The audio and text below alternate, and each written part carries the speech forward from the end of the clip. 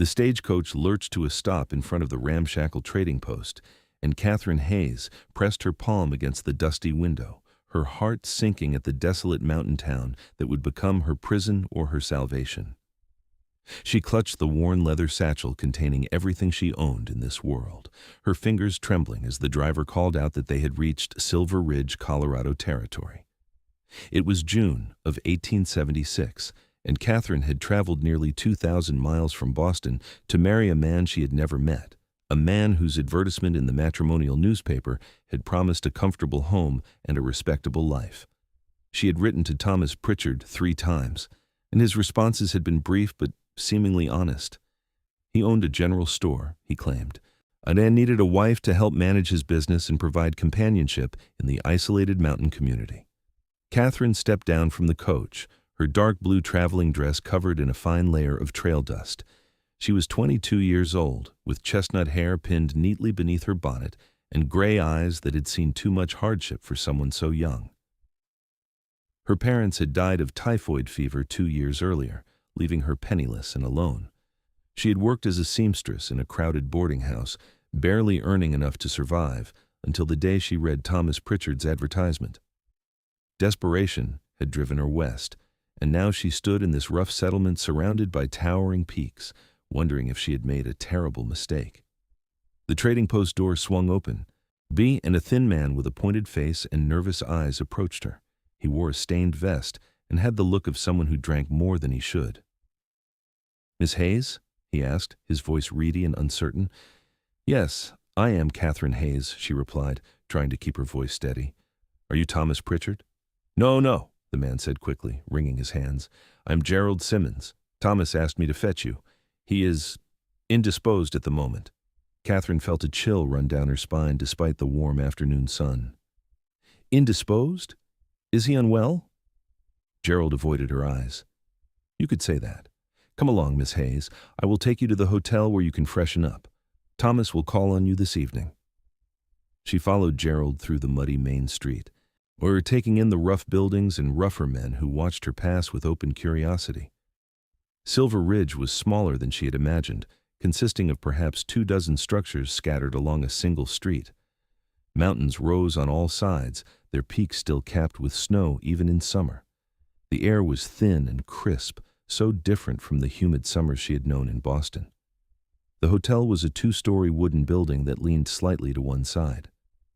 Gerald deposited her in a small room on the 2nd floor and hurried away before she could ask more questions. Catherine sat on the narrow bed and fought back tears. She had no money to return east, no family to take her in, even if she could afford the journey. She was trapped here, dependent on the charity of a man she had never met. Hours passed. Catherine washed her face in the chipped basin, changed into her only other dress, a faded gray cotton that had been mended countless times, and waited. Darkness fell over the mountains, and still Thomas Pritchard did not come. She heard raucous laughter from the saloon across the street, the sound of breaking glass, and once a gunshot that made her jump. This was nothing like the civilized life she had imagined. Finally, well past 9 o'clock, heavy footsteps sounded in the hallway. Someone knocked on her door, and she opened it to find Thomas Pritchard swaying in the doorway. He was older than she had expected, perhaps 45, with a florid face and the unmistakable smell of whiskey on his breath. His eyes traveled over her body in a way that made her skin crawl. "So you are the bride," he slurred. "Not much to look at, but I suppose you will do." Catherine stepped back, her hand still on the door. "Mr. Pritchard, you are drunk." "Maybe I am," he said with an ugly laugh. "Maybe I need to be drunk to go through with this. You think I want to be saddled with some desperate spinster from back east? The only reason I sent for you is because I need someone to cook and clean and warm my bed, and the women around here know better than to have anything to do with me." Tears stung Catherine's eyes, but she refused to let them fall. "I think you should leave, Mr. Pritchard. We can speak in the morning when you are sober." "I will leave when I am good and ready," Thomas snarled, pushing the door open wider. "I paid for your passage out here, and that means you belong to me now." Catherine backed toward the window, her heart pounding. "Please go. You are frightening me."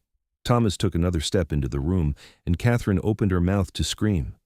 Before she could make a sound, a massive hand clamped down on Thomas's shoulder and hauled him backward into the hallway.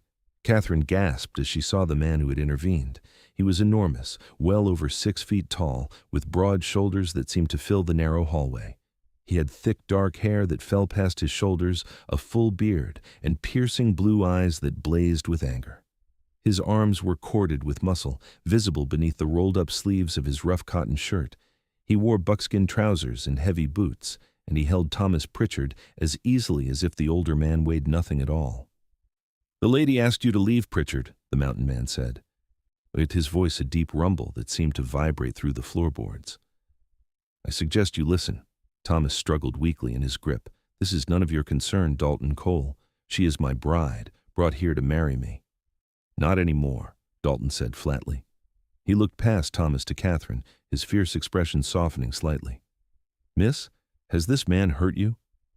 Catherine shook her head, unable to find her voice. She had never seen anyone like Dalton Cole. He radiated strength and barely contained power, but when he looked at her, she saw concern rather than threat in his blue eyes. "She is fine," Thomas protested. "I was just introducing myself to my future wife." Dalton shook him once, hard enough to rattle his teeth. "You were terrorizing her. I could hear her from downstairs, and I saw the fear on her face. Yet you are not fit to have a wife, Pritchard, and you never will be." He turned to Catherine again. "Miss, you do not have to marry this man. No one can force you." "But I have nowhere else to go," Catherine said, her voice barely above a whisper. "I have no money, no way to return home."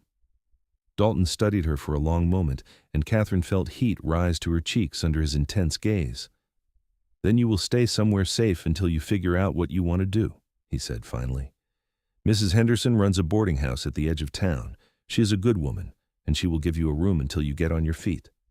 "I cannot afford to pay her," Catherine said miserably. "I will take care of it," Dalton replied. He looked at Thomas with contempt. "As for you, Pritchard, you owe this lady the money you promised her." "The money for her passage, and enough to live on until she finds work or decides what to do next," Thomas sputtered indignantly. "I will do no such thing. She came here to marry me. If she backs out, that is her loss." Dalton's expression turned dangerous. "You have two choices, Pritchard. You can give the lady what she is owed, or I can carry you out to the street and beat you until you see reason. Which will it be?" Thomas paled. Everyone in Silver Ridge knew Dalton Cole's reputation. He lived alone in the mountains, coming to town only for supplies, and he was known as a man of few words but swift action. He had killed 2 claim jumpers the previous year in a gunfight, and nobody wanted to cross him. "Fine," Thomas muttered. "I will give her $50. That should be more than enough."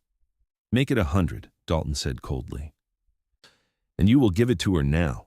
Thomas fumbled in his vest pocket and pulled out a worn leather wallet. He counted out bills and coins with shaking hands and thrust them at Catherine. She took the money, hardly believing what was happening. "Now get out of here before I change my mind about letting you walk away," Dalton said, releasing Thomas with a shove that sent the older man stumbling down the hallway. Thomas shot them both a venomous look, but hurried away, his footsteps clattering on the stairs. Catherine stood in the doorway, clutching the money and trying to process everything that had just happened. Dalton Cole remained in the hallway, and now that Thomas was gone, he seemed uncertain, as if rescuing women was not something he did regularly. "Thank you," Catherine said softly. "I do not know what would have happened if you had not intervened." Dalton shifted his weight, looking uncomfortable with her gratitude. "No decent man would have stood by and let Pritchard mistreat you. I'm sorry your welcome to Silver Ridge was so rough." "It was not what I expected," Catherine admitted. "Mr. Pritchard's letters made him seem like a different sort of man." "Pritchard is good at lying when he is sober enough to hold a pen," Dalton said. "You are better off without him, though I know that does not solve your problems." He hesitated, then added, "Mrs. Henderson's boarding house is just down the street. If you would like, I can walk you there now. This hotel is not a safe place for a woman alone." Catherine gathered her few belongings quickly, grateful to leave the shabby room behind. She followed Dalton down the stairs and out into the cool mountain night. The street was quieter now, though light and noise still spilled from the saloon.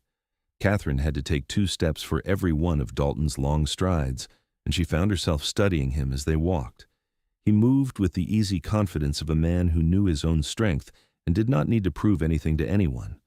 His profile was rugged and handsome beneath the thick beard, and she noticed a scar along his jawline, white against his tanned skin.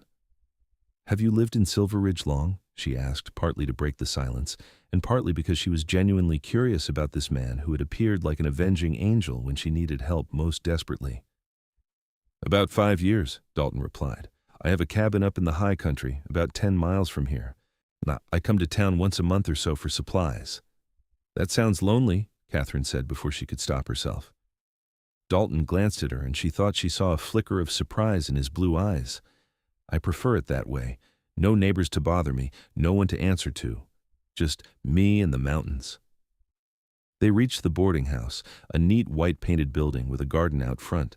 Dalton knocked on the door, and a gray-haired woman in a crisp apron answered. Her face lit up when she saw Dalton, then registered surprise at Catherine standing beside him. "Dalton Cole, as I live and breathe," the woman said warmly. "What brings you to my door at this hour?" "Evening, Mrs. Henderson," Dalton said, touching the brim of his hat. "This is Miss Catherine Hayes. She just arrived from Boston as a mail-order bride for Thomas Pritchard. But that arrangement is not going to work out. She needs a safe place to stay while she figures out her next steps. I can pay for her room and board." Mrs. Henderson's sharp eyes took in Catherine's pale face and trembling hands, and her expression turned knowing. "Another innocent led astray by that scoundrel Pritchard, I see. Come in, dear. You look exhausted." She ushered Catherine inside, then turned back to Dalton. "You did a good thing tonight, Dalton. Why do you not come by for supper tomorrow evening? I am making pot roast, and I know it is your favorite." Dalton looked uncertain, and Catherine realized that this mountain man was more comfortable facing down drunks and troublemakers than accepting simple hospitality. "I should head back to my cabin," he said. "Nonsense," Mrs. Henderson said firmly. It is a long ride in the dark, and your horse could use the rest. I have space in the stable, and you can sleep in the barn loft like you have done before. Besides, Miss Hayes might appreciate seeing a friendly face at the breakfast table after everything she has been through." Dalton looked at Catherine, and their eyes met for a long moment. She felt something shift in her chest, a warmth that had nothing to do with the summer night. "If it is not too much trouble," she heard herself say, "I would like that." "Settle then," Mrs. Henderson declared. "Now come in, both of you, and I will make some tea. I want to hear the whole story of what that wretched Pritchard did this time." Over tea and Mrs. Henderson's excellent sugar cookies, Catherine told her story. She spoke of her parents' deaths, her desperate circumstances in Boston, and her decision to answer Thomas Pritchard's advertisement. Dalton sat quietly in the corner, nursing a cup of coffee and watching her with those intense blue eyes. Mrs. Henderson made sympathetic noises and patted Catherine's hand, assuring her that she had done nothing wrong and that Thomas Pritchard was a disgrace to decent men everywhere. "You are safe here, dear," Mrs. Henderson said firmly. "You can stay as long as you need to, and do not worry about money. I could use help with the cooking and cleaning, and you can work off your room and board if that sits better with you than accepting charity." Catherine felt tears of relief and gratitude welling up. "Thank you," she whispered. "You have both been so kind. I do not know how I will ever repay you." "No repayment necessary," Mrs. Henderson said. "We look after each other out here in the mountains. That is how we survive." She glanced at Dalton with a meaningful look that Catherine did not quite understand. "Is not that right, Dalton?" "Yes, ma'am," Dalton agreed. He stood, unfolding his considerable height, and Catherine felt very small and delicate in comparison. "I will let you ladies get some rest. Miss Hayes, I am glad you are safe now." "Please call me Catherine," she said impulsively. "After everything you have done for me tonight, I think we can dispense with formalities." Dalton's lips curved in what might have been the beginning of a smile beneath his beard. "Catherine, then. And you can call me Dalton." He nodded to Mrs. Henderson and headed for the door, ducking slightly to avoid hitting his head on the frame. After he left, Mrs. Henderson showed Catherine to a small but immaculately clean room on the second floor. It had a real bed with a quilt, a washstand with a pretty china basin, and lace curtains on the window. It was the nicest room Catherine had slept in since leaving Boston. That Dalton Cole is a good man, Mrs. Henderson said as she lit the oil lamp on the bedside table. He does not talk much, and he keeps to himself, but he has a good heart. He helped my son repair our barn roof last fall, and he would not take a penny for his labor. She paused, studying Catherine with knowing eyes. He does not usually involve himself in town business, though. You must have made quite an impression for him to step in the way he did. Catherine felt her cheeks warm. He was just being kind. Mm-hmm, Mrs. Henderson said with a small smile. Well, you get some sleep, dear. Things will look brighter in the morning. But Catherine lay awake for a long time, staring at the ceiling and thinking about the mountain man with the piercing blue eyes who had saved her from a terrible fate. She wondered what kind of life he led up in those high peaks, alone with only the wilderness for company. She wondered what had driven him to seek such solitude and whether he was truly as content with his isolation as he claimed. The next morning, Catherine woke to the smell of bacon and fresh bread. She dressed quickly and made her way downstairs to find Mrs. Henderson bustling around the kitchen, preparing breakfast for her boarders. Dalton sat at the long wooden table, looking slightly uncomfortable in the domestic setting. He had cleaned up and shaved his neck, though his beard remained full, and his hair was tied back with a leather cord, revealing the strong lines of his face.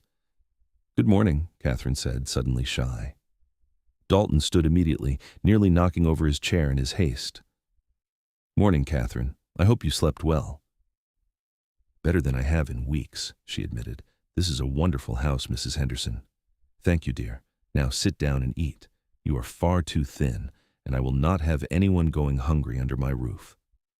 Catherine discovered she was ravenous and did full justice to the breakfast of bacon, eggs, fresh bread with butter, and strong coffee. Dalton ate with the focused efficiency of a man who lived alone and saw meals as fuel rather than social occasions. But Catherine noticed he kept glancing at her when he thought she was not looking. After breakfast, Mrs. Mona Henderson put Catherine to work helping with the dishes and then showing her around the boarding house. There were 6 rooms for rent, currently occupied by a school teacher, a surveyor working on the railroad expansion, 2 miners, and a widow who was waiting for her son to send money so she could continue her journey to California. They were all decent, quiet people, and Catherine felt herself relaxing for the first time since leaving Boston. Around mid-morning, Dalton found her in the garden where she was helping Mrs. Henderson pick vegetables for the evening meal.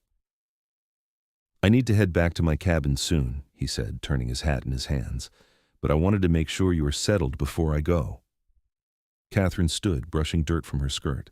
"I am well, thanks to you and Mrs. Henderson. I still cannot believe how fortunate I was that you were there last night." "I am glad I was," Dalton said simply. He hesitated, then added, "If Pritchard bothers you again, send word to the trading post. They know how to reach me. I come to town every few weeks for supplies, so I will check in and make sure you are doing all right." Catherine felt a pang of disappointment at the thought of him leaving, which was absurd considering she had only met him the previous evening. "I would like that," she said. "And perhaps when you come to town, you could tell me about life in the mountains. I've never lived anywhere like this, and I confess I'm curious about it all." Dalton's expression softened. "I reckon I could do that." He settled his hat on his head and nodded to her. "Take care of yourself." "Catherine." She watched him walk to the stable, where he saddled a large roan horse and rode off toward the mountains without looking back. Catherine felt an unexpected emptiness as he disappeared from view, as if something important was leaving with him. Over the next 2 weeks, Catherine settled into a routine at Mrs. Henderson's boarding house. She helped with cooking, cleaning, and laundry, and she found she enjoyed the work. It was honest labor, and Mrs. Henderson was a patient teacher who showed her how to cook for a large group and manage household accounts. The other boarders were friendly, and Catherine began to feel less like a desperate stranger and more like part of a community. She saw Thomas Pritchard once from a distance, weaving drunkenly down the street. He did not approach her, though he shot her a venomous glare when he noticed her watching. Catherine learned from the widow, Mrs. Walsh, that Pritchard had been telling everyone in the saloon that she was a cold-hearted woman who had rejected him unfairly. Catherine tried not to care what people thought, but she could feel the curious stares when she walked to the general store or the church. Silver Ridge was a small town, and gossip traveled fast. Some people were sympathetic, especially the women who had dealt with Pritchard's drinking and dishonesty. Others seemed to think Catherine had put on airs, rejecting a man who had paid good money to bring her west. She held her head high and went about her business, determined not to let small-minded people drive her away from the first place that had felt like home since her parents died. About 3 weeks after the night Dalton had rescued her, Catherine was hanging laundry in the back garden when she heard Mrs. Henderson call her name. She hurried inside to find Dalton standing in the kitchen, a burlap sack slung over one massive shoulder. Her heart gave an unexpected leap at the sight of him. "Dalton," she said, trying to keep her voice casual. "What a nice surprise." "Catherine," he replied, and she thought she detected pleasure in his deep voice. "I came to town for supplies and thought I would stop by to see how you are settling in." "Very well, thank you. Mrs. Henderson has been wonderful, and I am starting to feel quite at home here." "That's good to hear." Dalton shifted the sack on his shoulder. "I brought some things from my land, fresh venison, some trout I caught yesterday, and wild berries. Thought Mrs. Henderson might be able to use them." "Dalton Cole, you are too generous," Mrs. Henderson said, taking the sack and peering inside. "This is wonderful. Catherine, would you mind making Dalton some coffee while I put this meat on ice? And I insist you stay for lunch, Dalton. I will not take no for an answer." Dalton looked like he wanted to refuse, but Catherine was already pouring coffee into a large mug, and he found himself sitting at the kitchen table while she brought him cream and sugar. He took it black, she noticed, strong enough to strip paint. "How have you been?" Catherine asked, sitting across from him. "Is everything well at your cabin?" "Fine," Dalton said, quiet, like always. "I have been working on expanding my stable and putting in a new root cellar before winter comes." "That sounds like hard work for one person," Catherine observed. Dalton shrugged his massive shoulders. "I am used to it. I do not mind physical labor." Catherine found herself watching the way his muscles moved beneath his shirt as he lifted his coffee mug, and she quickly looked away, embarrassed by her own thoughts. "You must be very strong to manage all that alone." "Strong enough," Dalton said with a hint of amusement in his voice. He studied her over the rim of his mug. "You look better than when you arrived. Not so pale and worried." "I feel better," Catherine admitted. "This place, these people, they have given me a chance to start over. I will always be grateful for that." She paused, then added softly, "And I will always be grateful to you, Dalton, for what you did that first night." Dalton set down his mug and looked at her intently. "You do not need to keep thanking me, Catherine. I did what any decent man would do." "Perhaps," Catherine said, "but you are the one who actually did it. That matters." They held each other's gaze for a long moment, and Catherine felt her pulse quicken. There was something powerful in the way Dalton looked at her, as if he saw past her carefully maintained composure to the vulnerable woman beneath. It should have frightened her, but instead she felt safe, protected in a way she had never experienced before. Mrs. Henderson returned, breaking the spell, and began preparing lunch. She put Catherine to work slicing bread and setting the table, chattering all the while about town news and upcoming events. The annual summer dance was scheduled for the following Saturday, she mentioned, and everyone in Silver Ridge would attend. "You should come, Catherine," Mrs. Henderson said. "It is a wonderful way to meet people, and the music is always delightful. Young Sam Crawford plays the fiddle better than anyone in 3 territories." "I do not know," Catherine said uncertainly. "I am not sure I would be welcome. Some people in town still think poorly of me for refusing to marry Mr. Pritchard." "Nonsense," Mrs. Henderson said firmly. "Anyone with a brain knows you did the right thing. Besides, you need to get out and have some fun. You have been working too hard." Dalton spoke up unexpectedly. "Mrs. Henderson is right. You should go to the dance." He hesitated, then added in a rush, "I could escort you if you would like. So that way no one would bother you, and you could enjoy yourself without worry." Catherine stared at him in surprise. "You would do that? But I thought you avoided town social events." "I do," Dalton admitted, "but this would be different. This would be—" He trailed off, looking uncomfortable. "That's very kind of you," Catherine said softly. "I would like that very much." Mrs. Henderson beamed at them both, clearly delighted by this development. "Wonderful. It is settled, then. Catherine, we will need to find you a nice dress to wear. I think I have something in my trunk that will fit you with a few alterations." They spent the rest of lunch discussing the upcoming dance, and Catherine found herself looking forward to it with an anticipation that surprised her. She had not been to a social event since before her parents died, and the thought of attending one with Dalton at her side filled her with a warm flutter of excitement. After lunch, Dalton prepared to leave, and Catherine walked with him to the stable where his horse waited. The afternoon sun was warm, and the mountains rose all around them, their peaks sharp against the blue sky. "Thank you for offering to escort me to the dance," Catherine said. "You do not have to if you would rather not. I know you value your solitude." Dalton turned to face her, and in the bright sunlight she could see gold flecks in his blue eyes. "I want to," he said simply. "I've been thinking about you since I left here 3 weeks ago, wondering if you were safe, if you were happy. I told myself I was just being neighborly, checking on someone who needed help. But that was not the whole truth." Catherine's breath caught. What is the truth?" "The truth is I have not been able to get you out of my mind," Dalton said. "I keep remembering the way you stood up to Pritchard even though you were afraid, the way you thanked me even though you did not know if you could trust me. You are different from anyone I have ever met, Catherine. Brave and kind and real." "I do not feel very brave," Catherine whispered. "I feel like I am barely holding myself together most of the time." Dalton reached out and gently touched her cheek, his calloused hand surprisingly tender. "That is what bravery is, being afraid and doing what you need to do anyway." Catherine leaned into his touch, her eyes closing for a moment. When she opened them again, Dalton was looking at her with an intensity that made her heart race. She thought he might kiss her, and she realized she wanted him to, wanted to feel his lips on hers and his strong arms around her. But Dalton stepped back, dropping his hand. "I should go," he said roughly.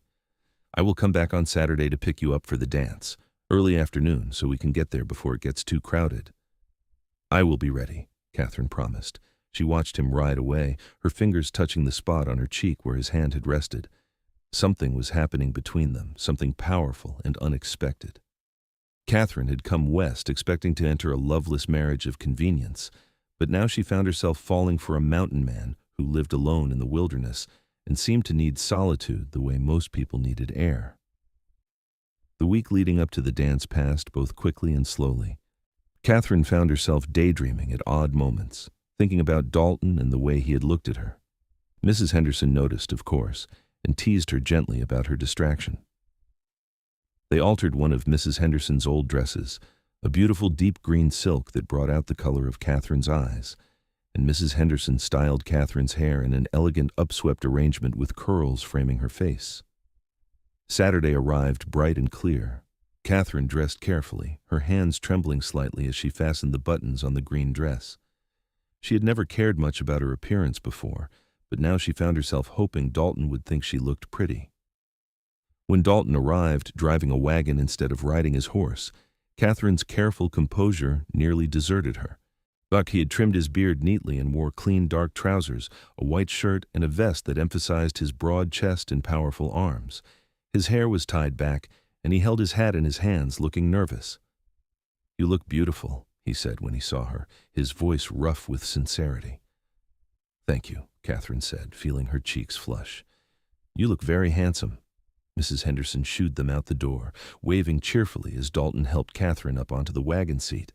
His hands on her waist were strong and sure, and Catherine felt a thrill run through her at the contact. The ride to the town center where the dance was being held took only a few minutes, but Catherine treasured every second. Dalton sat close beside her on the wagon seat, his muscular thigh pressed against hers, and she found herself hyper-aware of every point of contact between them. "Nervous?" Dalton asked. "A little," Catherine admitted. "I have not been to anything like this in a long time." "Me neither," Dalton said. "I have not been to a town dance in probably 3 years. I usually avoid them." "Why did you agree to come this time?" Catherine asked, though she thought she knew the answer. Dalton looked at her, his blue eyes serious. "Because I wanted to spend time with you. Because I have been counting the days until Saturday. Because when I am up at my cabin alone, I find myself wishing you were there with me." He paused, then added quietly, "Does that frighten you?" "No," Catherine said honestly. "It does not frighten me at all. because I have been feeling the same way." They arrived at the dance to find half the town already there. A wooden platform had been built in the center of the street for dancing, and lanterns were strung overhead. Sam Crawford and his band were tuning their instruments, and tables laden with food lined one side of the square. People milled about in their best clothes, talking and laughing. Catherine felt eyes turned toward them as Dalton helped her down from the wagon, and she heard the whispers start immediately. Dalton Cole, the mountain hermit, had brought the mail-order bride who had rejected Thomas Pritchard. It was enough to set tongues wagging throughout Silver Ridge, but Dalton seemed oblivious to the stares. He kept Catherine's hand tucked into the crook of his elbow, and he guided her through the crowd with a quiet confidence that dared anyone to say something unwelcoming. Most people smiled and nodded, and a few women came over to introduce themselves to Catherine and compliment her dress. The music started, and couples began to fill the dance floor. Dalton led Catherine to the platform and swept her into a waltz. She had worried that such a large, rugged man might be clumsy, but Dalton danced with surprising grace, moving her smoothly across the floor. "Where did you learn to dance like this?" Catherine asked, breathless. "My mother taught me," Dalton said, "before she died when I was young. She said a man should know how to treat a lady properly, and that included knowing how to dance." "Your mother was a wise woman," Catherine said. They danced 3 dances in a row before taking a break to get some refreshments. Catherine found herself surrounded by curious women, all eager to know more about the mysterious newcomer who had captured the attention of Silver Ridge's most reclusive resident. Catherine answered their questions politely, gradually relaxing as she realized most of them were genuinely friendly rather than judgmental. Thomas Pritchard appeared as Catherine was accepting a glass of punch from Dalton. He was drunk as usual, his eyes bloodshot and his clothes disheveled. "Well, well," Thomas slurred, "if it is not my runaway bride, dancing with the mountain savage. Tell me, Miss Hayes, does he grunt instead of speaking when you are alone with him?" Dalton set down his glass very carefully and stepped between Catherine and Thomas. "Go home." "Pritchard," he said quietly, "you have had too much to drink, and you are embarrassing yourself." "Embarrassing myself?" Thomas laughed bitterly. "That woman embarrassed me, turning me down in front of the whole town. She made me look like a fool." "You did not need any help with that," Dalton said, his voice dropping to a dangerous rumble. "Now I'm going to ask you one more time to leave before this gets ugly." Thomas took a stumbling step forward, raising his fist. "You think you are so tough, living up in those mountains like an animal? Let us see how tough you really are." Dalton caught Thomas's fist effortlessly in one massive hand and squeezed. Thomas yelped in pain and tried to pull away, but Dalton held him fast. "I do not want to hurt you, Pritchard, but I will if you force me to. Now apologize to the lady and go home." "I will not apologize to that." Dalton squeezed harder and Thomas cried out.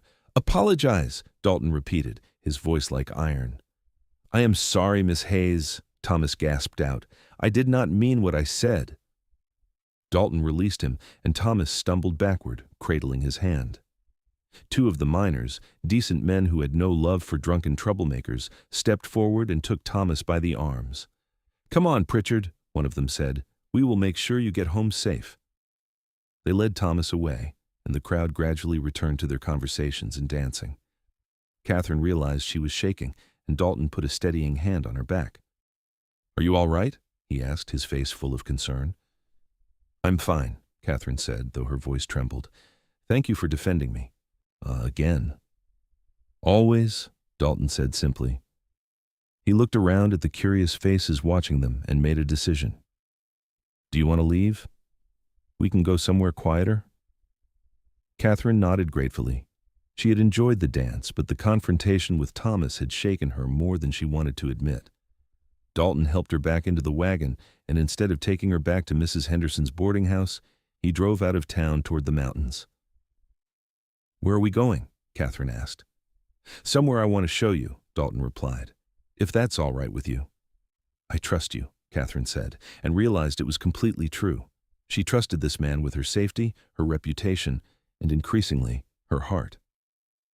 They drove for about 30 minutes along a winding mountain trail as the sun began to set. Finally, Dalton stopped the wagon at a clearing that overlooked the valley. Silver Ridge was visible far below, a scatter of lights in the gathering darkness. Above them, the stars were beginning to emerge, more stars than Catherine had ever seen in her life. Dalton helped her down from the wagon and spread a blanket on the soft grass. They sat side by side, looking out at the view, and Catherine felt a profound sense of peace settle over her. "This is beautiful," she said softly. "This is one of my favorite spots," Dalton admitted. "I come here sometimes when I need to think.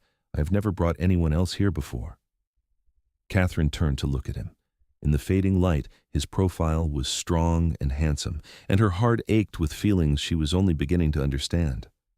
"Why did you bring me?" Dalton was quiet for a long moment. And when he finally spoke, his voice was rough with emotion. "Because you make me want things I thought I had given up on. Company, conversation, someone to share the beautiful things with." He turned to face her, and Catherine saw vulnerability in his eyes. "I came to these mountains 5 years ago to escape, Catherine. I had been a soldier in the war, and I saw things, did things that I could not live with. I thought if I went far enough away, worked hard enough, I could outrun the memories." "Did it work?" Catherine asked gently. "Mostly," Dalton said. "I built a life up here that makes sense to me, simple and honest and clean. But it is also lonely. And until I met you, I did not realize how lonely. Now when I go back to my cabin, it feels empty in a way it never did before." Catherine reached out and took his hand, he lacing her fingers through his. "I understand loneliness," she said. "After my parents died, I was alone in a city full of people. No one cared whether I lived or died. I felt invisible, like I did not matter to anyone." She paused, gathering her courage. "But when you look at me, Dalton, I feel seen. I feel like I matter. And I have never felt that way with anyone before." Dalton brought their joined hands to his lips and kissed her knuckles, the gesture so tender it brought tears to Catherine's eyes. "You do matter, Catherine. You matter to me more than I know how to say." "Then show me," Catherine whispered. Dalton cupped her face in his large hands, his thumbs brushing away the tears that had spilled onto her cheeks. Then he lowered his head and kissed her, softly at first, as if afraid she might break. Catherine melted into the kiss, her hands coming up to rest on his broad chest. She could feel the steady beat of his heart beneath her palms, strong and sure. The kiss deepened, and Catherine felt a warmth spread through her body that had nothing to do with the summer evening. Dalton's arms came around her, pulling her close, and Catherine had never felt so safe, so cherished, so completely wanted. When they finally broke apart, both breathing hard, Dalton rested his forehead against hers. "I did not plan for this to happen," he said. "I thought I would stay alone for the rest of my life. But then you came along, and everything changed." "I know," Catherine said. "I came west thinking I would have to settle for a marriage without love. But this, what I feel when I am with you, and this is so much more than I ever hoped for." They stayed in the clearing until full dark, talking about everything and nothing. Dalton told her about his childhood in Pennsylvania, his time as a soldier, and his decision to come west after the war ended. Catherine shared stories about her parents, her life in Boston, and her dreams for the future. They were just beginning to know each other, but already Catherine felt a connection deeper than anything she had experienced before. Finally, reluctantly, Dalton drove her back to Mrs. Henderson's boarding house. He walked her to the door, still holding her hand, and Catherine did not want to let go. "When will I see you again?" she asked. "Soon," Dalton promised. "I need to finish some work at my cabin, but I will come back to town in a few days." He hesitated, then said, "Catherine, would you consider coming to visit my cabin? I would like you to see where I live, how I live. I want you to understand what my life is like before we go any further with this." "Before we go any further," Catherine repeated, her heart pounding. Dalton looked at her seriously. "I'm falling in love with you, Catherine. I think I started falling the night I met you, but my life is not easy. It is hard work and long winters and a lot of solitude. I need you to see that and decide if it is something you could accept." Catherine stood on her toes and kissed him, pouring all her feelings into the gesture. When she pulled back, she said firmly, "I am falling in love with you too, Dalton, and I want to see your cabin, your life, all of it. Because I have a feeling that wherever you are is where I want to be." Dalton's face lit up with a smile that transformed his rugged features into something approaching joy. He kissed her once more, thoroughly, then forced himself to step back. "Soon," he promised again. "I will come for you soon." Catherine floated into the boarding house to find Mrs. Henderson waiting up, pretending to read a book by the fire. The older woman took one look at Catherine's flushed face and bright eyes and smiled knowingly. "I take it the evening went well?" Mrs. Henderson asked.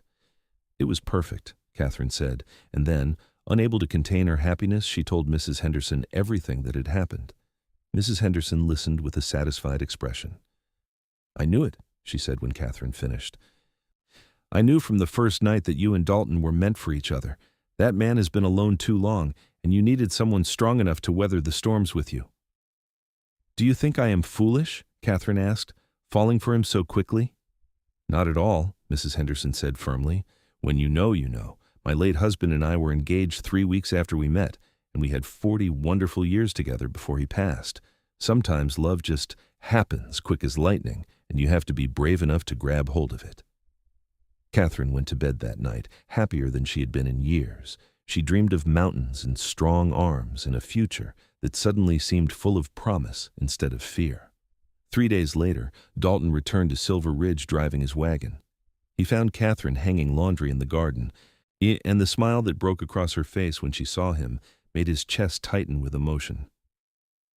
"I came to take you to my cabin," he said without preamble, "if you are still willing." "Let me tell Mrs. Henderson," Catherine said, already untying her apron. She hurried inside and returned a few minutes later wearing a sensible dress and sturdy boots, a shawl around her shoulders. Mrs. Henderson came to the door and waved them off with a knowing smile. The ride to Dalton's cabin took nearly 3 hours, following narrow trails that climbed steadily into the high country. The air grew cooler and thinner, and the views became more spectacular with every mile. Catherine peppered Dalton with questions about the plants and animals they saw, and he answered patiently, clearly pleased by her interest. Finally, they emerged into a wide meadow surrounded by pine trees with a stream running through it. A cabin stood at the edge of the meadow, solidly built from logs with a stone chimney and a covered porch. There was a barn beyond it, and Catherine could see a vegetable garden and what looked like the framework for the root cellar Dalton had mentioned. "This is your home?" Catherine asked, awed.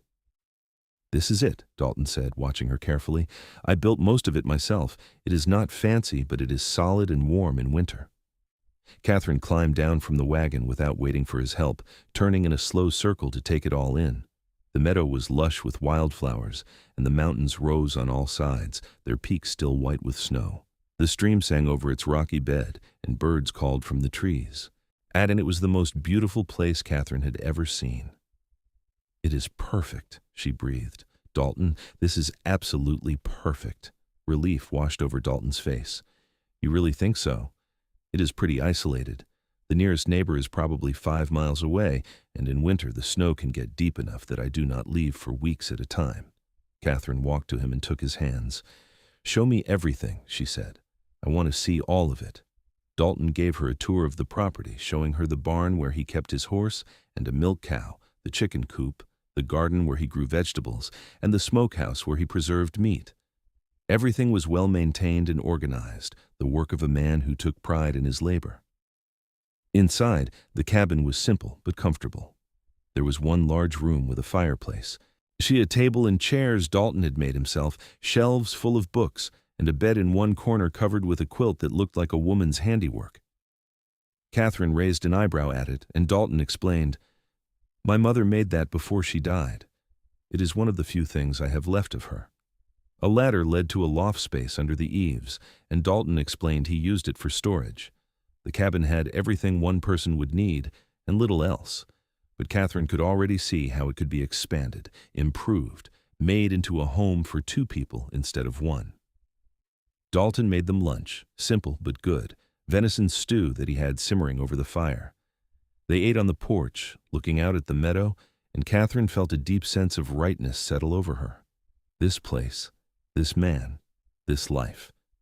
It was what she wanted, what she had been searching for without even knowing it. "What do you think?" Dalton asked quietly. "Could you be happy here?" Catherine set down her bowl and turned to face him. "I think I could be happier here than anywhere else in the world," she said honestly. "But Dalton, I do not want to be a burden to you. I need to know that you truly want me here, not just because you feel sorry for me or because you are lonely." Dalton took her hand, his expression intense. "Catherine, I want you here more than I have ever wanted anything in my life, not because I feel sorry for you, and not just because I am lonely. I want you because you are brave and kind, and you make me laugh. I want you because when I look at you, I see my future. I want you because I love you." Tears filled Catherine's eyes. "I love you too," she whispered. I think I have loved you since that first night when you stood up for me." Dalton pulled her close, and Catherine rested her head against his broad chest, listening to the steady beat of his heart. They sat like that for a long time, wrapped in each other's arms, while the sun moved across the sky and the stream sang its endless song. "Marry me," Dalton said suddenly. "I know it is fast, and I know you barely know me. But marry me, Catherine. Stay here with me. Let me spend the rest of my life making you happy." Catherine pulled back to look at him, her heart overflowing with joy. "Yes," she said without hesitation. "Yes, I will marry you." Dalton kissed her then, deep and passionate, and Catherine felt as if all the broken pieces of her life were finally coming together into something whole and beautiful. And she had come west as a mail-order bride with no hope, expecting nothing more than survival. Instead, she had found love, real love, with a man who saw her for who she truly was and wanted her anyway. They spent the rest of the afternoon making plans. They would marry as soon as possible, Dalton said. They would have the ceremony in Silver Ridge, with Mrs. Henderson and the other townsfolk as witnesses. Then Catherine would move to the cabin, and they would begin their life together. "I should warn you," Dalton said. "Winters here are hard.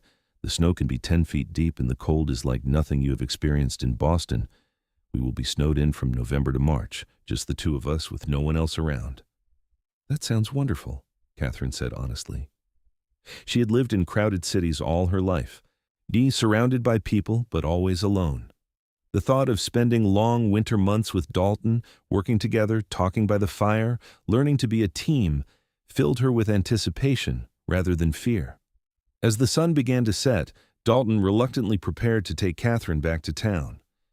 They could not spend the night together, not before they were married, though both of them wished they could.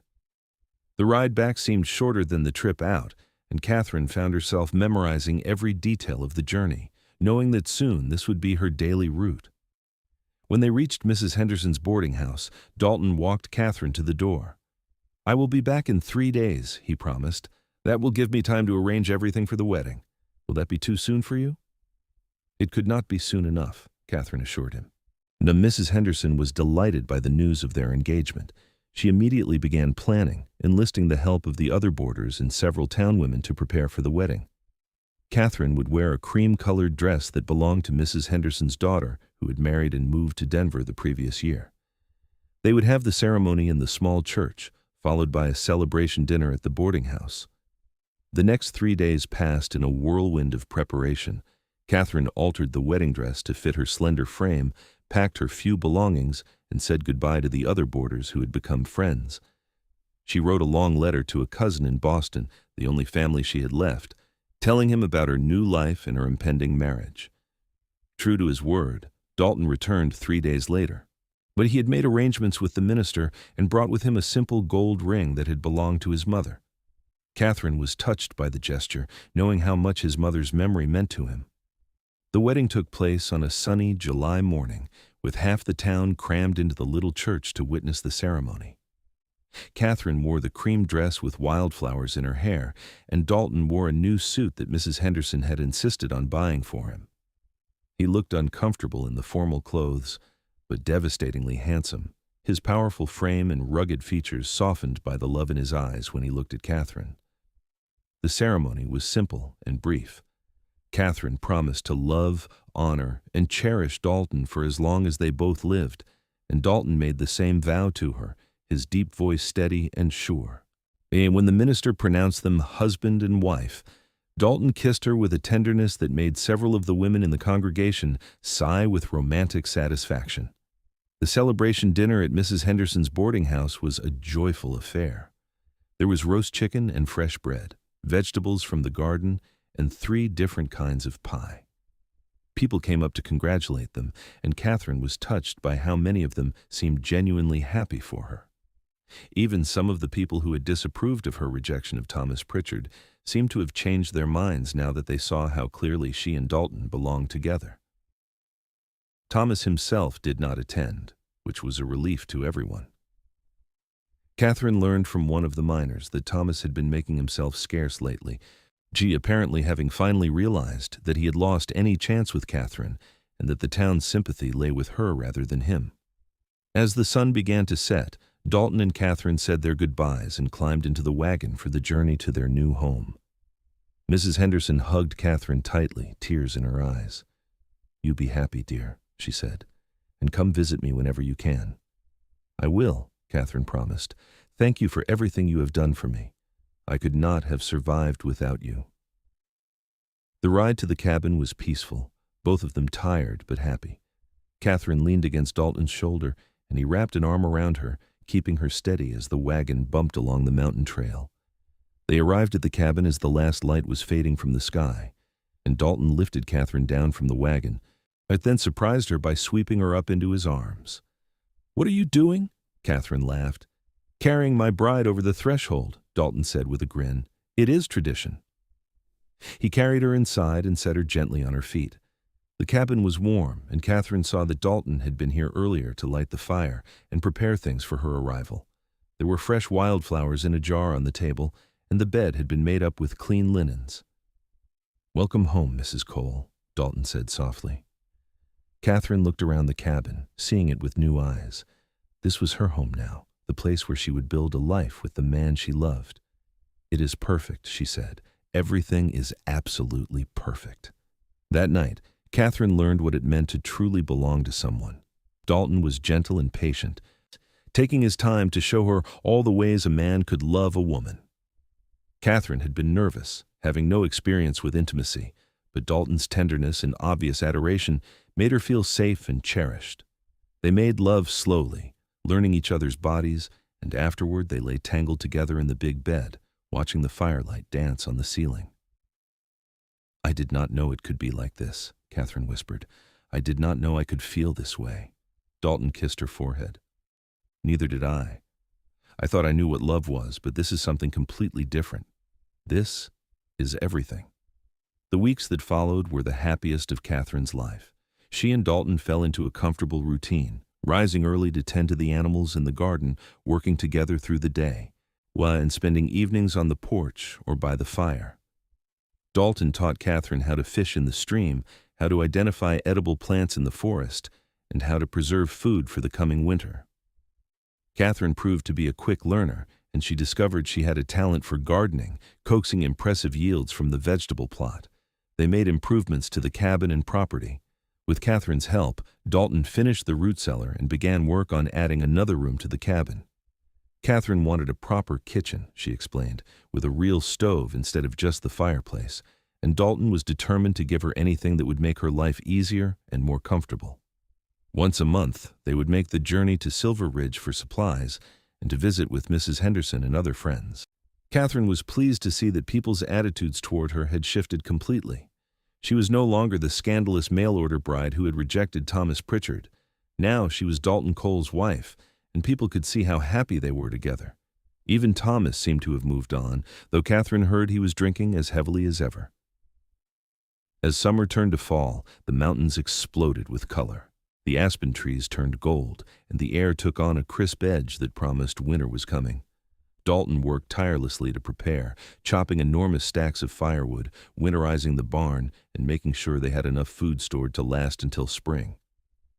Catherine helped with everything, her hands growing calloused and strong, her body lean and fit from the constant physical labor.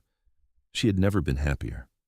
The cultured life she had known in Boston seemed like something from another lifetime, the desperate loneliness of her time as a seamstress fading like a bad dream. Here in the mountains with Dalton, Catherine had found her purpose. She was not just surviving anymore, she was thriving. In late September, Catherine realized she had missed her monthly courses. At first, she dismissed it as a result of the dramatic change in her lifestyle and diet, but when another month passed with no sign of them, she began to suspect the truth. She was pregnant. Catherine was not sure how Dalton would react to the news. They had never specifically discussed having children, though she assumed they both wanted a family eventually. But was it too soon? They had only been married a few months and winter was coming. Would Dalton worry about her ability to carry a child in such an isolated place? She decided to wait to tell him, at least until she was certain. But Dalton knew her too well by now, and he noticed the changes in her even before she was ready to share the news. One evening in early October, as they sat by the fire after dinner, he turned to her with a serious expression. "Catherine, is something wrong? You have seemed distracted lately, and you barely touched your supper tonight." Catherine took a deep breath. There was no point in hiding it from him.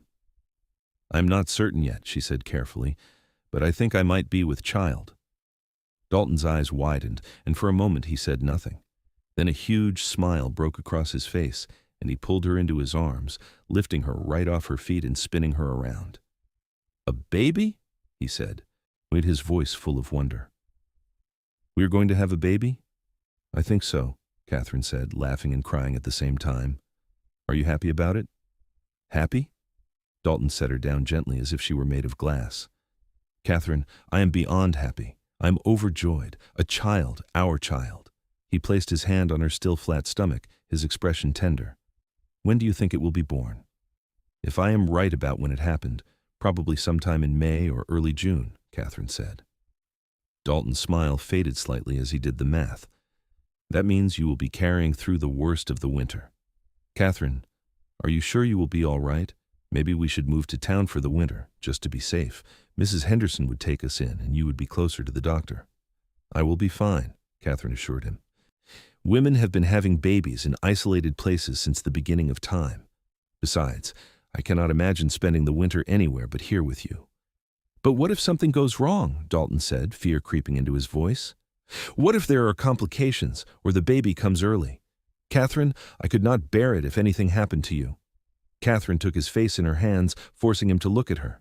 "Nothing is going to happen to me," she said firmly. "I am young and healthy and strong, and I have you to take care of me. That is all I need." Dalton held her close, and Catherine could feel the tension in his powerful frame. She realized that this man who faced down drunks and survived in the wilderness and feared nothing was terrified at the thought of losing her. It made her love him even more. Over the following weeks, Dalton became almost comically protective. He would not let Catherine lift anything heavy or climb the ladder to the loft. He insisted she rest more and eat more, bringing her extra portions at every meal.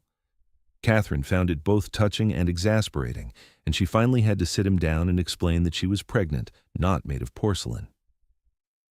"I need to stay active and strong," she told him.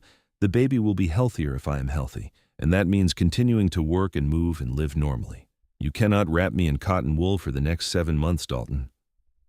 Reluctantly, Dalton agreed to let her continue with her usual activities, though Catherine noticed he still watched her like a hawk, ready to jump in if she showed any sign of strain or discomfort. The first snow fell in mid-November, and by December, they were well and truly snowed in. The drifts piled up around the cabin, sometimes reaching the bottom of the windows. Dalton had built a covered walkway to the barn so he could tend to the animals without having to fight through the deep snow, and Catherine spent her days cooking, sewing, reading, and watching her belly gradually swell with their growing child.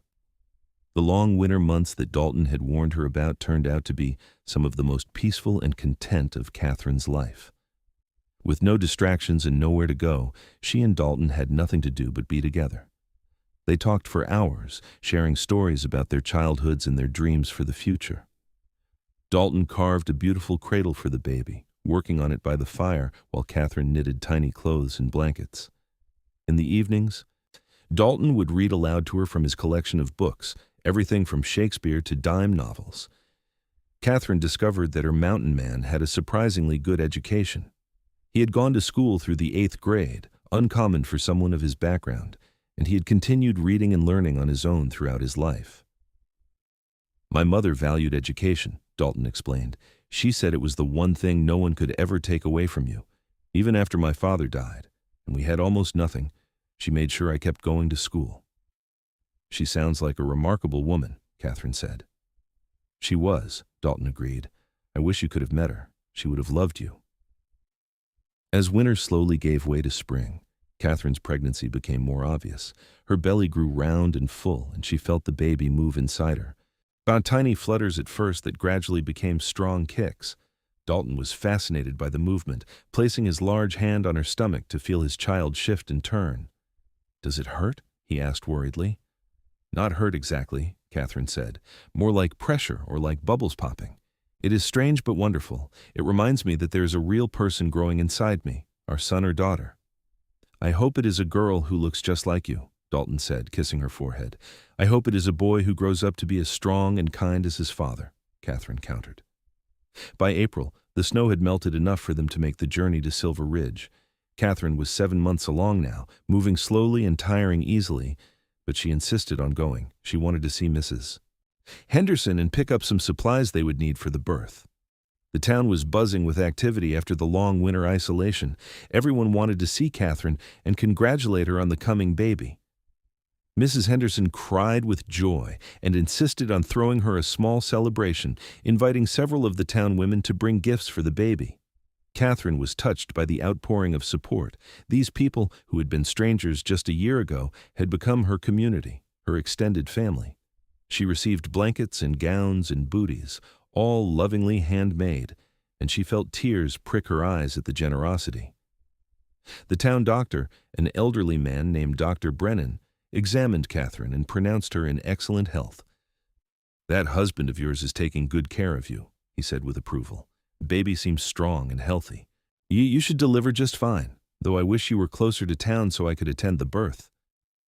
"We will manage," Catherine said confidently. "Dalton will be with me, and I have Mrs. Henderson's instructions on what to do."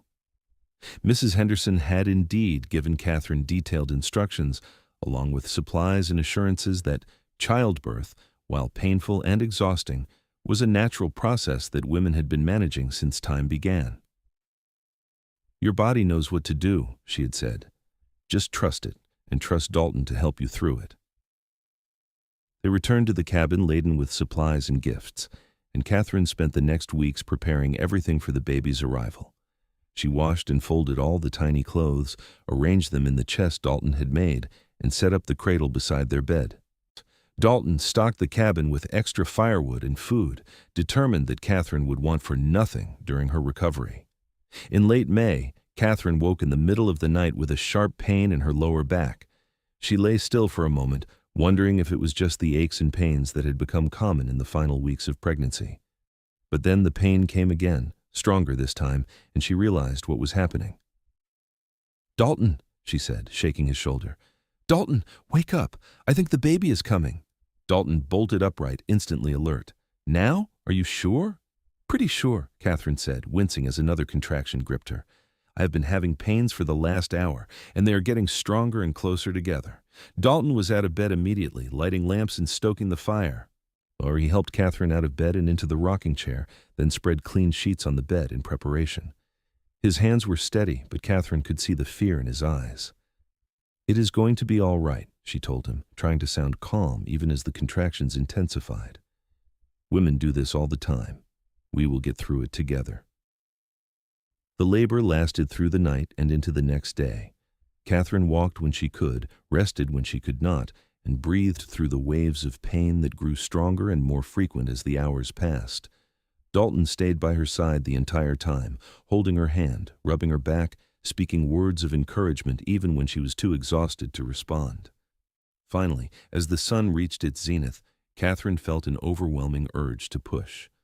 Dalton helped her onto the bed. And with his coaching and support, Catherine bore down with all her strength. It was the hardest thing she had ever done, pushing her body to its absolute limits. But finally, after what seemed like an eternity, she felt the baby slide free. The cabin filled with the sound of a newborn's cry, and Dalton, his face streaked with tears, held up their child. "It is a boy," he said, his voice choked with emotion. "Catherine, we have a son." Catherine held out her arms and Dalton placed the baby on her chest. He was tiny and red and perfect, with a shock of dark hair and lungs that clearly worked just fine. Catherine looked down at him, overwhelmed with love and wonder, and she felt tears stream down her face. "Hello, little one," she whispered. Welcome to the world." Dalton cut the cord with shaking hands and helped Catherine deliver the afterbirth. Then he gently cleaned the baby and wrapped him in soft blankets while Catherine rested. When everything was settled, Dalton climbed onto the bed beside his wife and son, gathering them both carefully into his arms. "You were so brave," he told Catherine, kissing her sweat-dampened hair. "I've never seen anything so amazing in my life. You are incredible." "We did it together," Catherine said softly, "just like we do everything." They named their son James after Dalton's father, with the middle name Robert after Catherine's father. Little James was a healthy, hungry baby who nursed enthusiastically and slept in short bursts, keeping his parents awake at all hours. Catherine was exhausted and sore, but she had never been happier. She would sit in the rocking chair with James at her breast, looking out the window at the mountains, and feel a contentment so deep it bordered on disbelief. Dalton proved to be a devoted father. He would pace the cabin with James when the baby was fussy, singing old army songs in his deep rumbling voice that somehow soothed the infant. He changed diapers without complaint and took over all the household chores so Catherine could rest and recover. When James was 3 weeks old, they made the trip to Silver Ridge to show him off and have him baptized. Mrs. Henderson held the baby and cried, and half the town came to the church to witness the baptism. Catherine stood with Dalton, watching their son being welcomed into the community, and she thought about how much her life had changed in just over a year. She had arrived in Silver Ridge as a desperate mail-order bride with no hope and no prospects, expecting at best a loveless marriage of convenience. Instead, she had found Dalton, and together they had built a life filled with love, purpose, and now a beautiful son. She had found her home, not in a place, but in the people she loved. The years that followed were filled with both joy and hardship. James grew into a sturdy, adventurous little boy with his father's blue eyes and his mother's quick mind. When he was 2, Catherine gave birth to a daughter they named Sarah, a tiny, dark-haired beauty who wrapped her father around her little finger from the moment she was born. Dalton expanded the cabin to accommodate their growing family, adding 2 more rooms and finally building Catherine the proper kitchen she had wanted. They acquired more animals, chickens, pigs, a few sheep for wool, and expanded the garden. It was hard work, especially with 2 small children, but Catherine thrived on it. She had never felt more alive, more useful, more needed. They made the journey to Silver Ridge several times a year, and Catherine maintained her friendship with Mrs. Henderson and the other women in town. She and Dalton became respected members of the community, known for their honesty, their hard work, and their willingness to help neighbors in need. When James was 5 and Sarah was 3, Catherine discovered she was pregnant again. This time she felt more confident, having been through it twice before, though Dalton was just as protective and worried as he had been the first time. Their 3rd child, a son they named Matthew, arrived in early spring during a late snowstorm. Catherine labored through the night while the wind howled outside, and she gave birth just as dawn broke over the mountains. Matthew was the biggest of their babies, healthy and strong, with his father's dark hair and powerful build even as an infant. Life settled into a comfortable rhythm. Dalton taught James how to fish and hunt, skills the boy took to with enthusiasm. Sarah preferred following her mother around, learning to cook and garden and care for the animals. Matthew was still too young for much beyond getting into mischief, but he adored his older siblings and trailed after them whenever he could. On quiet evenings, when the children were asleep and Catherine and Dalton sat together on the porch watching the sunset behind the mountains, Catherine would think about the woman she had been when she first arrived in Colorado territory. That frightened, desperate girl seemed like a stranger now. Catherine had grown strong and confident, capable of handling whatever challenges life in the mountains threw at her. "Do you ever regret it?" Dalton asked one evening, as if reading her thoughts. "Giving up city life for this?" Catherine laughed. Never, not for a single moment. This life, this family, you, this is everything I never knew I wanted. You gave me a reason to stay, Dalton. You gave me hope when I had none, and you gave me a home when I was lost. You did the same for me, Dalton said, pulling her close. Before you, I was just existing, not really living. You brought joy and purpose and love into my life. You and our children, you are everything to me. They sat in comfortable silence, watching the stars emerge one by one in the darkening sky. Inside the cabin, their children slept safely, and in the barn, the animals were settled for the night. The mountains rose around them, protective and eternal, and Catherine felt a profound sense of peace. Years passed, and the Cole family continued to grow and thrive. James grew into a tall, strong young man much like his father, eventually taking over more and more of the heavy work around the homestead. Sarah became a beautiful young woman with her mother's grace and intelligence. Matthew proved to be a natural with animals and took charge of expanding their livestock operation. Catherine and Dalton grew older together, their love deepening with each passing year. They had weathered droughts and harsh winters, illness and injury, the normal struggles of raising a family in the wilderness. Through it all, they had remained devoted to each other, their partnership as strong as the mountains that surrounded their home. When James was 20, he married a girl from Silver Ridge and built his own cabin on the far side of the meadow. Catherine and Dalton became grandparents, delighting in the arrival of their first grandson. Sarah married 2 years later to a homesteader from the next valley over and soon gave them granddaughters to spoil. Matthew announced his intention to expand the family business, buying more land and building up their herds. On their 20th wedding anniversary, Catherine and Dalton took a rare day just for themselves, a riding up to the clearing where Dalton had first kissed her all those years ago. They spread a blanket on the grass, just as they had that long-ago night, and looked out at the valley below. 20 years, Catherine marveled. Can you believe it has been 20 years? Best 20 years of my life, Dalton said. He was in his late 40s now, his dark hair streaked with gray, his face weathered by sun and wind. But his blue eyes were as bright as ever, and his love for Catherine had never wavered. Catherine leaned against him, her head on his shoulder. She was 42, her hair showing silver threads, her hands calloused from decades of hard work. But she felt beautiful when Dalton looked at her, cherished and desired and completely loved.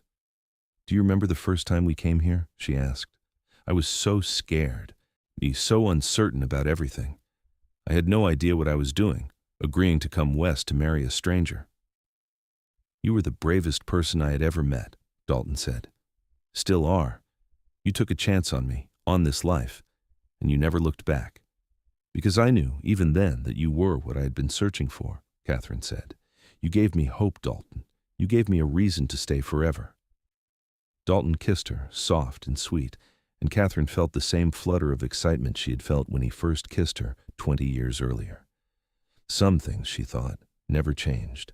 The love between them had only grown stronger and deeper over time, tested and proven by the years they had spent building a life together. They stayed at the clearing until sunset, talking about their children and grandchildren, making plans for the future, and remembering all the moments that had brought them to this place. As the sky blazed with color and the first stars appeared, they rode back to the cabin where their family waited. The lights were on, smoke curling from the chimney, and Catherine could see Sarah's children playing in the yard while their mothers prepared dinner. James's deep laugh echoed from the barn where he and Matthew were finishing the evening chores. It was a scene of domestic contentment, of family and love and hard-won happiness. We did well, Dalton said softly, watching his family with pride and joy. We built something good here, something that will last. We did, Catherine agreed, and it all started with a desperate mail-order bride and a mountain man who was brave enough to give her a chance. Dalton smiled and took her hand. And together they walked toward the cabin, toward the life they had built, and the family they cherished. Catherine thought about the journey that had brought her here, all the pain and fear and uncertainty, but she would not change a single moment of it, because every step had led her to this place, to this man, to this life. She had arrived in the Colorado mountains with no hope, expecting nothing more than survival. Instead, she had found love, deep and true and lasting. She had found a home in the wilderness, a partner in Dalton, and a purpose in raising their family. She had found everything she had ever wanted, and so much more than she had dared to dream. As they reached the porch, and their family surrounded them with hugs and laughter and the warm chaos of the evening meal, Catherine looked at Dalton and saw her whole world reflected in his blue eyes. He had given her a reason to stay forever. She had never regretted a single day of the life they had built together in the shadow of the mountains they both loved. Their story, which had begun with fear and desperation, had become a love story for the ages, a testament to the power of courage, commitment, and two hearts that had found each other against all odds in the wild, beautiful landscape of the American West.